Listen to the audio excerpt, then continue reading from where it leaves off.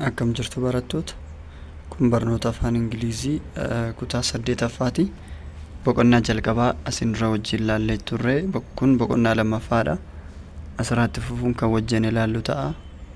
Asuma YouTube keenya subscribe gochuudhaan nu deeggara. Barnoota afaanis kan akka herreegaa fi saayinsii waliigalaa fedha keessa yoo ta'e kan hojjennu ta'a. Nu wajjin tura. Okay, unit 2 types of calendars jedha. Maal jedha boqonnaan lama? Akaakuu kalendarii jedha. Kalendaroota meeqa beektani? Kan jedhu fakkeenyaaf Gregorian calendar, Ethiopian calendarii fi akkasumas Islamic or Hijran calendar kanneen sadii ni beekna. Akaakuun kalendarii meeqa jiraa fi maal maaltu isaanii wal qabata kan jedhu boqonnaa kana keessatti kan ilaallu ta'a. Okay, activity lama tuqaa lamarra maal jedha? Read the following words and study their meanings with the help of your teacher jedha. Jechoota armaan gadii kana gargaarsa barsiisaa keessaniitiin hiika isaa hubadhaa jedha. Design jechuun maal jechuudha? Design jechuun boca jechuudha. Fakkeenyaaf dizaayinii maaliidha kaa'e kan jedhu jechuun ka'umsa wanta tokko kaa'u design gochuu jechuudha. Boca isaa kaa'uu jechuudha. Accord jechuun immoo waliigaltee jechuudha. Fakkeenyaaf akka waliigaltee tokkootti jechuu dandeenya. Afaan Amaaraatiin simimannat kan jennuuni jechuudha. Okay, activity 2.3 maal jedha? Information completion. Complete the table below by writing one self-description for each calendars. Before you listen to the text, read the information in the given table. As an example, the last one is done for you jedha. Kana qajeelcha barsiisaa irraa barsiisaan keessa yeroo isin dubbisu wanta as keessatti dubbisa isaa san keessaa guutanii jechuudha. Qajeelcha irra jira. Kun tekstii irra hin jiru waan ta'eef iddoo duwwaa kana isaa inni barsiisaan keessa isiniif dubbisu irraa asirratti guutuu jechuudha. Akkasumas activity 2.4 maal jedha? Based on the listening text, answer the following questions and compare your answers with your group jedha. Kana jechuun kunis ergaa tekstii san dhageeffattanii barreeffama barsiisaa isiniif dubbisu san dhageeffattanii jechoota armaan gadii kana guutan jedha. Maal jedha irratti? What is the main idea of listening text jedha. Jechi ijoon tekstii dubbisuu keessa jiru maal akka ta'e jechi ijoo achi keessaa qabattanii. Lammaffaarra what is the relationship between movement of the sun and academic calendars jedha. Kana jechuun hariiroon gidduu sochii aduu fi akkasumas academic calendars jechuun kalendarii barnootaa gidduu jiru hariiroon gidduu isaanii jiru maalidha jedha. Irratti how do other calendars that have little relations with the cycles of moon and the sun jedha. Kalendaroonni tokko tokko akkamitti hariiroon isaanii walitti hin dhufne jedha. Hariiroo xiqqoo qabu jedha. Maal wajjin? Aduu fi ji'a wajjin hariiroo xiqqoo akkamitti qabu jedha. Dirratti how do many calendars work other than calendars jedha. Kalendariin tokko tokko kan caala akkamii hojjeta jedha. Kanneen hunda isaanii tekstii barsiisaan keessan qajeelcha irraa isin dubbisuu irratti hundaa'uudhaan deebii isaa deebistuu jechuudha.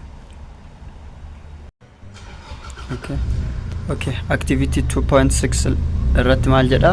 Get the mainstream Ethiopian calendar, read the calendar and discuss the following questions jedha. Gaafilee armaan gadii kanarratti mari'adha maal kan ta'e. Tokkoffaarra fakkeenyaaf what is important dates are there on in the Ethiopian mainstream calendar jedha. Baay'ee barbaachisaa yookaan ayyaanni guyyaan barbaachisaa ta'e guyyaa kam akka ta'e mari'adha jedha.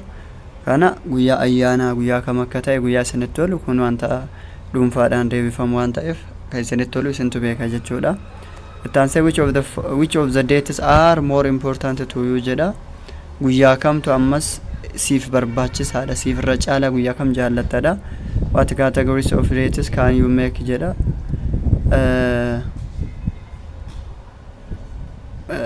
Ammas guyyaa ayyaana yookaan guyyaa beellamaa kam dabarsitee beektaa jedha jechuudha. Kun gaafii dhuunfaan deebi'anii kan itti aanutti kan dabarru ta'a jechuudha. Okay, ammas akkuma arginu lesson 4 irra activity 2.7 irra maal jedha? Sit on your groups and talk about special date in your family jedha. Guyyaa ayyaana addaa kan maatii kan kee wajjin dabarsite waliin haasawaa jedha. kana jechuun fakkeenyaaf jechoota achi keessa kaasan which date is it guyyaa ayyaana kamii kan jedhu lammaffaarratti why is it special jedha maaliif guyyaa addaasiif ta'e guyyaa hin dagatamne maaliif akkasiin ta'e sadaffaarratti what do you do on this date maal hojjette jedha guyyaa ayyaana kana afraffaarratti if this date were not celebrated what would you happen to your family os guyyaan kun osoo hin kabajamneeti maal goota maaltu ta'a maatii keessatti waan akkasii jedha yaa barataa wajjin mari'attanii kun kan kilaasetti barsiisaan isin mari'achiisu jechuudha. Okay, maal jedha activity 2.9 read the poem below and answer questions that follow compare your answers with your partner's jedha walaloo armaan gadii kana dubbisuudhaan deebii armaan gadii deebisi akkasumas barataa daree kan kee wajjin wal bira qabii mari'adhu jedha months of the year jedha ji'oota waggaati maal jedha 30 days has September, April, June, November guyyaa 30 qabadha maaltu guyyaa 30 qaba jiini Septemberiin April June November kunniin sadan guyyaa 30 qaba all the rest have 31 days kuwwan isaan hafan guyyaa 31 qabu except February malee guyyaa 31 qabu jiini afuri jiini sadii September April June Novemberin guyyaa meeqa qabanirraa 30 jalqaba irratti as biratti jechuudha hanga asitti isaan kun guyyaa 30 qabu inni hafe all the rest isaan hafan hunduu 31 qabu maal malee except jechuun malee jechuudha qofa maal malee February malee guyyaa 30 qabu this has 28 days clear guyyaa 28 qabu guyyaa 28 qaba maaltu February guyyaa 28 qaba jechuudha eeshi but 29 in each leap year jedha ka amma as gaditti nu gaafatuuf deema gaafi what type of calendar is it jedha kalandarii kaminni kun jedha ka guyyaa 31 yeroo garii muru isa kamii kalandarii kam kun Gregorian calendariidha Gregorian calendar jennaan jechuudha GC yookaan akkana barreessuu dandeenya Gregorian calendar which month of the year has 28 guyyaa 28 kamtu qaba jedha kaminni yenneerra Februaryidha Februaryin guyyaa 28 qaba jennee jirra Februaryidha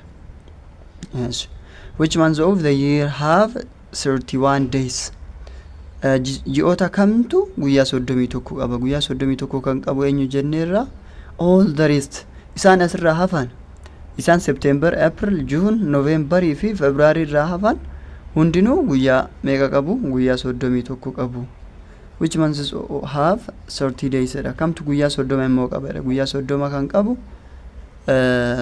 nutti mee jira kanaafuu eenyumfaa isa jalqaba September April akkasumas kan biraa eenyu June fi Novemberidha jechuudha afran kun guyyaa 30 qabu kun guyyaa 28 kan qabu Februaryidha hala kanaan deebisuu dandeettanii jechuudha guyyaa 31 kan qaba isaan asirra hafan kan akka January April January fi kanneen achirra hafan ji'oota 12 lakkoftaniiti jechuudha okay activity 2.10 in pairs act out the following dialogue between teacher and a student on the uses of calendars jedha calendari fayyadamuudhaan nama lamaan ta'ati akti godha akkasitti waliif deebisaa jedha akka armaan gadii kanatti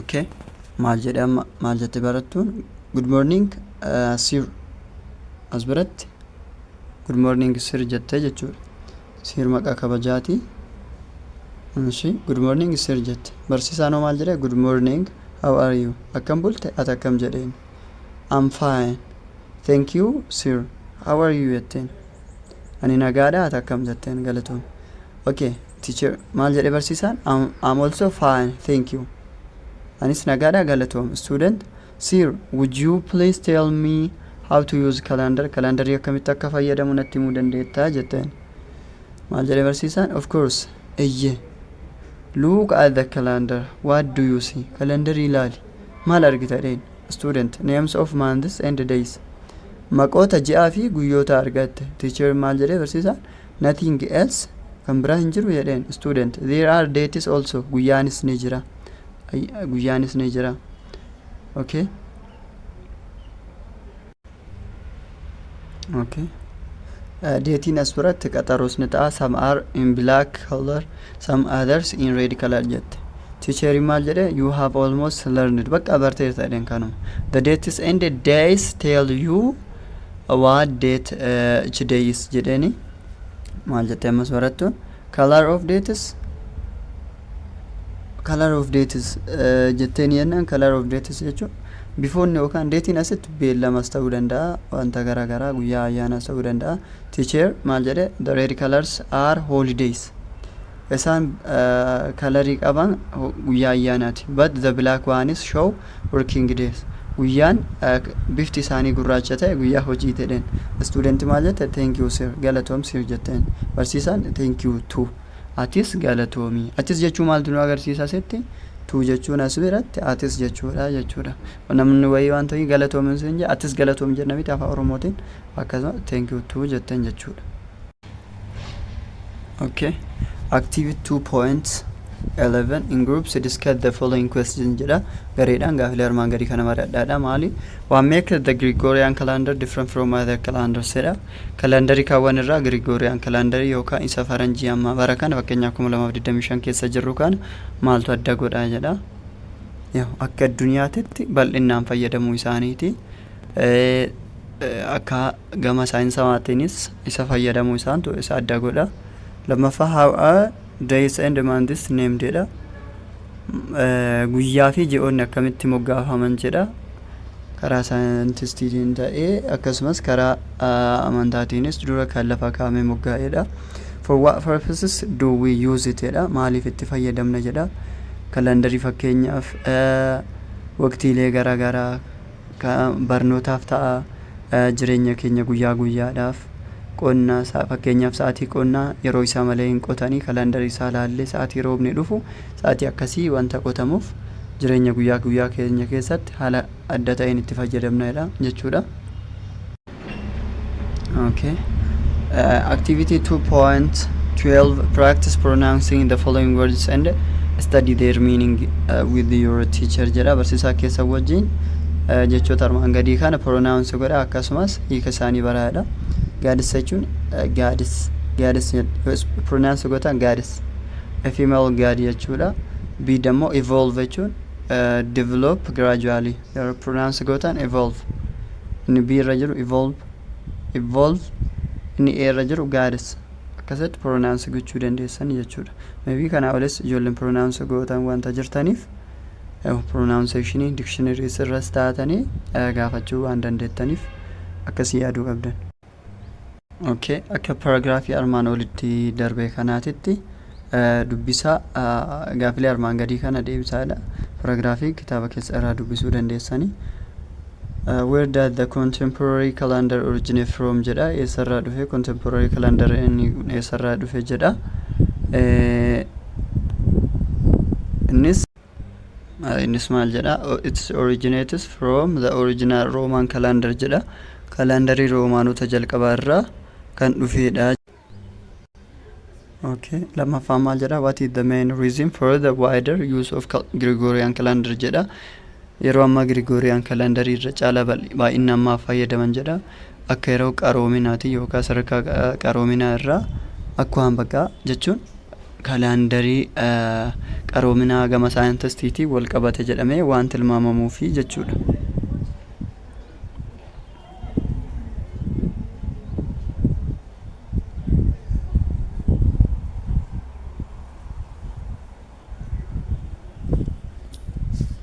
All the other calendars in use today jedha. Faayidaa kalendariin kun yeroo ammaa fayyadamuuf keessa maaliif maal jedha. Tokkoffaa gama amantaatiin, lammaffaa immoo aadaa saba tokko yookaan ka'umsa saba tokko ittiin ibsachuudhaaf jechuudha.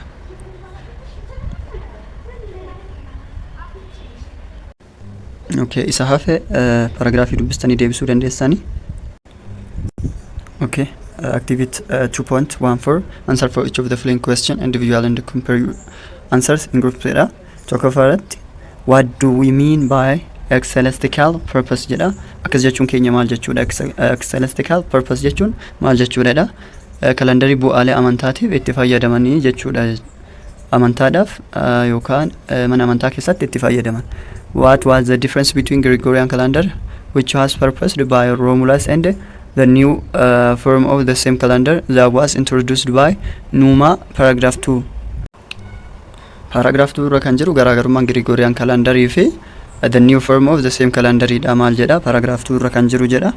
Achirra dubbistanii kan deebistan yoo ta'u, okay, kan Romulus calendar dha ji'a 10 qabaachuu isaa fi akkasumas kan Numan calendar kan Numaadha ji'a 12 qabaachuu isaati jechuudha garaagarummaan isaa.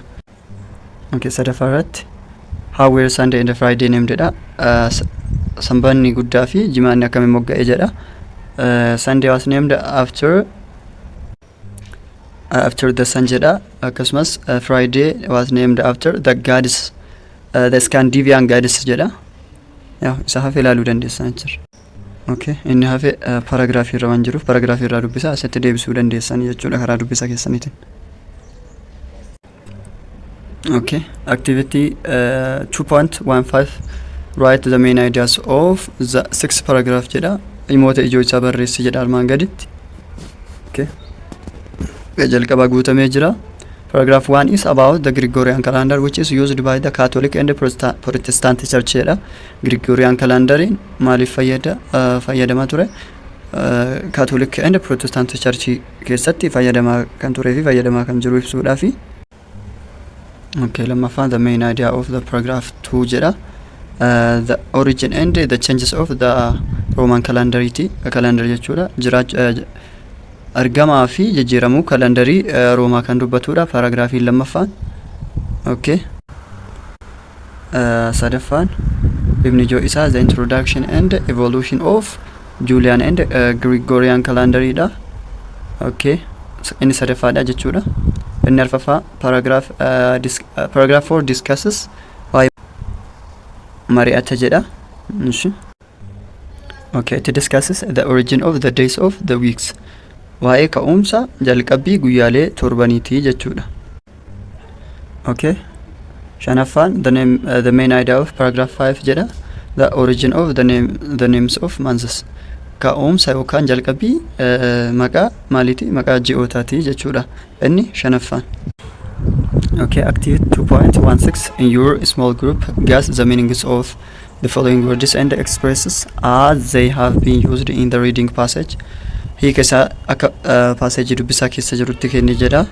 Ammaaf passage dubbisaa argachuu hin dandeenye hiika wal fakkaatu ta'uu danda'a waan ta'eef hiika normaalii isaa kenninaafi jechuudha. Okay, what does the word contemporary mean jedha ifama. Inni amma paragraafii asii olitti jiru kana isaa qajeelcha barsiisaa irraa osoo hin taane paragraafii as jiru kana what does the word contemporary mean jedha. Maal jechuudha jechi contemporary jechuun jedha. The modern of present time jechuudha. Yeroo ammaa kana jechuudha. Lammaffaa irratti what do these words refer to mean? Jechoonni armaan gadii kun maal jechuu akka ta'an isaan akka paragraafii irratti hiika isaanii kennidha. Okay, Gregorian jechuun maal jechuudha? Kalandarii namticha Pope Gregory jedhamuun ibsamee haadha addunyaa itti fayyadamaa jirtu jechuudha. New Year jechuun bara haaraa jechuudha afaan keenyaan. Akkasumas Ingiliffaan maal jennaani? The first day of the year, guyyaa jalqaba bara tokko. Guyyaa jalqaba bara tokko fakkeenyaaf akka Itoophiyaatti maskaram andi yookaan fulbaana tokko bara haaraa kan jennu jechuudha. Okay, akka paragraafiitti the god of beginnings kan jedhu Janus JANNUS kan jedhu jechuudha paragraafii irratti. It answer in those times kan jedhu in past time jechuudha during the era of Roman yookaan yeroo jalqaba bara Romaanota jechuudha akka paragraafii irratti. Commenced jechuun immoo began jechuudha jalqabbii jechuudha. Present day jechuun yeroo ammaati. The old names jechuun immoo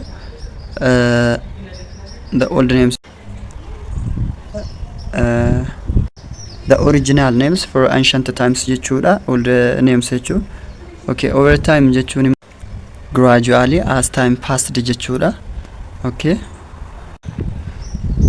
amma yeroon keenya baay'ee waan deemaa jiruuf isaannan hafanii fi kanneen hanga ammaa dubbanne hunda isaanii bifa PDF'tiin komantii YouTube jala isiniif kaaya waan ta'eef YouTube seenuudhaan subscribe gochuudhaan bakka komantii dhaquudhaan PDF deebii hundi isaa qabu achirraa buufachuu ni dandeessu jechuudha. Tokko exercise itiin achi jala kan isiniif kennu ta'a.